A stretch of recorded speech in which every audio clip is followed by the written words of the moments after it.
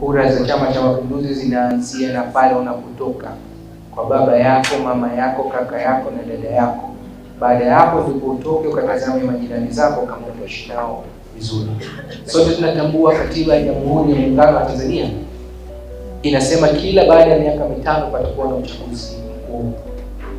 Wapo baadhi wanakinzana na hili jambo wakisema no reform no election, lakini nataka kuwapa tahadhari, kwa maana ya kwamba isipofanyika uchaguzi mkuu, kinachoenda kutokea ni kwamba serikali itakayokuwa madarakani itakuwa haitambuliki kitaifa, lakini serikali ambayo itakuwa madarakani itakuwa haitambuliki kimataifa, lakini kuwepo na migogoro ya kikatiba, kuwepo uvunjifu wa katiba.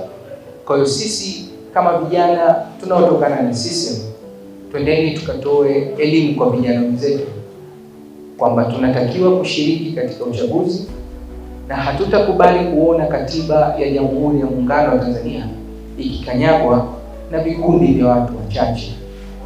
Hatutakubali kuona, hatutashiriki katika hilo, na sisi tunatambua kama wajibu wetu vijana ni kukitetea Chama cha Mapinduzi, kuitetea katiba ya Jamhuri ya Muungano wa Tanzania, kuitetea katiba ya Chama cha Mapinduzi, lakini kuzitetea kanuni za umoja wa vijana wa Chama cha Mapinduzi.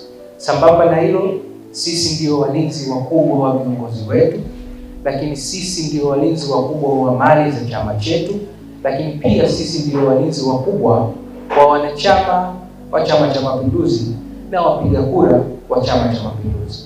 Kwa hiyo wasihi vijana wenzangu, elimu tunayoipata twendeni tukaitumie kwa manufaa yetu, lakini twendeni tukaitumie elimu hii kwa manufaa ya wale wengine ambao hawakuweza kufika hapa.